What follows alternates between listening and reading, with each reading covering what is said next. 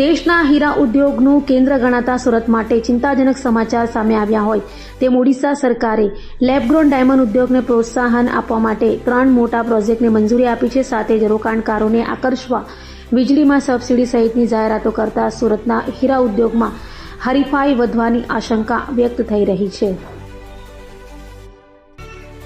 ઓડિશા સરકારે વર્ષ 2026માં પ્રથમ વખત 3 મોટા લેબગ્રોન ડાયમંડ ઉત્પાદન પ્રોજેક્ટને મંજૂરી આપી છે।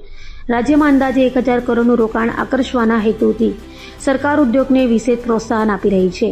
લેબગ્રોન ડાયમંડના ઉત્પાદન દરમિયાન લગભગ 80% ખર્ચ વીજળી પર થતો હોવાથી ઓડિશા સરકારે વીજળીના દરમાં પણ સબસિડી આપવાની જાહેરાત કરી છે। આ નિર્ણયથી નવા ઉદ્યોગકારો ઓડિશા તરફ આકર્ષાય તેવી શક્યતા વ્યક્ત થઈ રહી છે। બીજી તરફ લેબગ્રોન ડાયમંડનું ઓવર પ્રોડક્શન વધતા વૈશ્વિક બજારમાં તેના ભાવ સતત ઘટી રહ્યા છે। આવી સ્થિતિમાં ઓડિશાની નવી નીતિ સુરત અને ગુજરાતના હીરા ઉદ્યોગ માટે પડકારરૂપ બની શકે છે।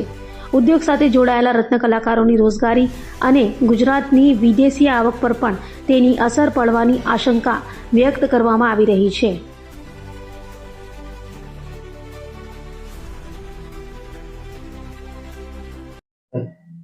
નમસ્કાર, મારું નામ છે Bhavesh Tak, diamond worker union vice president.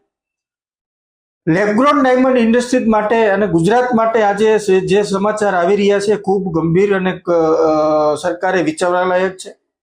કારણ કે ઓડિશા ગવર્મેન્ટે ક્યારેય નહીં અને હમણાં જ 3 નવા પ્રોજેક્ટની જાહેરાત કરી છે। એની અંદર જમીન સંપાદન, જમીનની બાબત હોય કે વીજળીની બાબત હોય કે રોકાણકારોને પોતાના લોનોની MSMEની બાબત હોય, આ તમામ બાબતોની અંદર સરકાર ઉદ્યોગકારોને મદદ કરશે। કારણ કે લેબગ્રોન ડાયમંડ ઇન્ડસ્ટ્રીઝને ઓડિશાની અંદર આકર્ષવા માટે જો આવું બનશે તો ગુજરાતમાં 50 વર્ષથી નથી બન્યું એવું બનવા જઈ રહ્યું છે કે ગુજરાતનો હરીફ ઉભો થશે।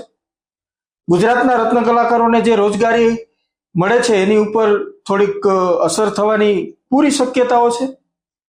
બીજી બાબત કે લેબગ્રોન ડાયમંડ ઇન્ડસ્ટ્રીઝ, એક તો લેબગ્રોન ડાયમંડના ભાવ દિન પ્રતિદિન ઓછા થતા જાય છે અને જો આવી રીતે ઓવર પ્રોડક્શન થશે તો લેબગ્રોન ડાયમંડના કારણે જે લોકોને રોજગારી મળે છે એ લોકોને રોજગારી ઉપર પ્રશ્નાર્થ મુકાઈ જશે।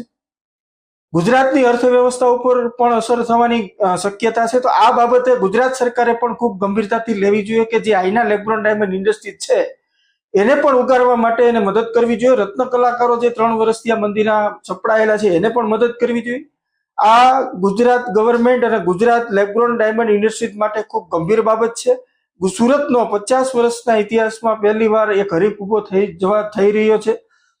તો આ બાબતે સરકારે ખૂબ ગંભીરતાથી લેવી જોઈએ અને ગુજરાતના જે કાંઈ ઇન્ડસ્ટ્રીના લોકો છે, રત્ન કલાકારોને સાચવવા જોઈએ। કારણ કે લેબગ્રોન ડાયમંડ દિન પ્રતિદિન નીચે ગગડતો જાય છે તો એક હરીફ ઉભો થાય તો કેટલી ગંભીર પરિસ્થિતિ નિર્માણ થશે એ સૌએ જોવું જોઈએ। નમસ્કાર।